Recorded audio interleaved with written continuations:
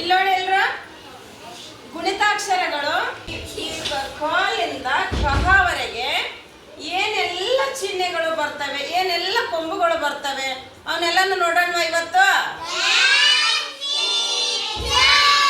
ಆ ಚಿಹ್ನೆಗಳಿಗೆ ಏನಂತ ಹೆಸರು ಹೇಳ್ತೀವಿ ಅವೆಲ್ಲನೂ ನೋಡ್ಕೊಳ್ಳೋಣ. ಚಂದ ತಿಳ್ಕೊಂಡು ಇವೆಲ್ಲ ಕೊಂಬುಗಳ ಬಗ್ಗೆ ನೀವು ಪರ್ಫೆಕ್ಟ್ ಆಗಿ ಅರ್ಥ ಮಾಡ್ಕೊಂಡ್ರಿ ಅಂದ್ರೆ ಗುಣಿತಾಕ್ಷರಗಳು ಕ ಕ ಕಿ ಕಿ ಇವೆಲ್ಲ ಏನದಾವಲ್ಲ ಕಹ ನೇ ತನಕ ಈಸಿಯಾಗಿ ಬರಿತೀರಿ ನೀವು. ಈ ಕೊಂಬುಗಳನ್ನಷ್ಟೇ ನೀವು ಚಂದ ಅರ್ಥ ಮಾಡ್ಕೊಂಡ್ಬಿಡಿ. ಓಕೆನಾ? ಸ್ಟಾರ್ಟ್ ಮಾಡೋಣ ಇವಾಗ. ಈ ಕ ತಲೆಕಟ್ಟು, ಕ ತಲೆಕಟ್ಟು ಬಗ್ಗೆ ನಿಮಗೆಲ್ಲ ಇವಾಗ ತಿಳಿದಿದೆ. ನೆಕ್ಸ್ಟ್ ಅದೇ ರೀತಿ ಯಾವ ತರ ಕೊಂಬುಗಳು ಬರ್ತವೆ ಅನ್ನೋದು ನೋಡೋಣ ಇವತ್ತ. ಓಕೆ, ಕ ತಲೆಕಟ್ಟು ಕ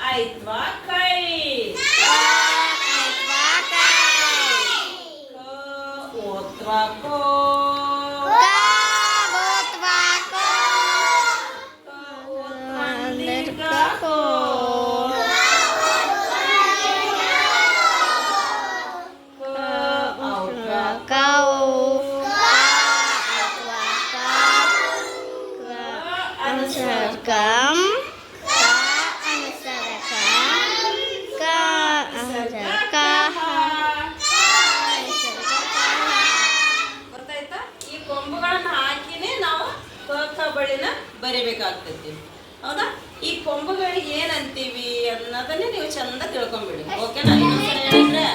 ಇನ್ನೊಂದ್ಸರಿ ಹೇಳಂದ್ರ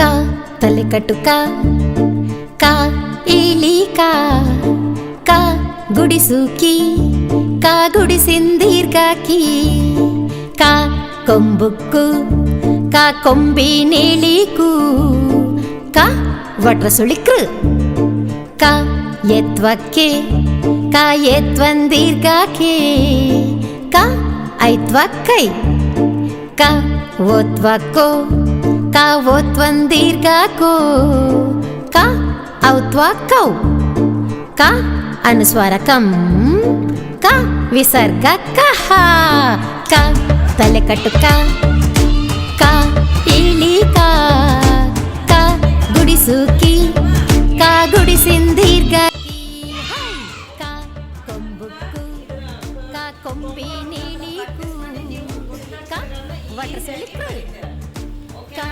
ಎತ್ವಕ್ಕೆ ಒಂದೊಂದು ಕೊಂಬುಗಳನ್ನ ಪ್ರಾಕ್ಟೀಸ್ ಮಾಡ್ತಾ ಹೋಗೋಣ. ಓಕೆನಾ? ಇವಾಗ ತಲೆಕಟ್ಟನ್ನ ಮುಗಿಸಿದೇವಲ್ವಾ?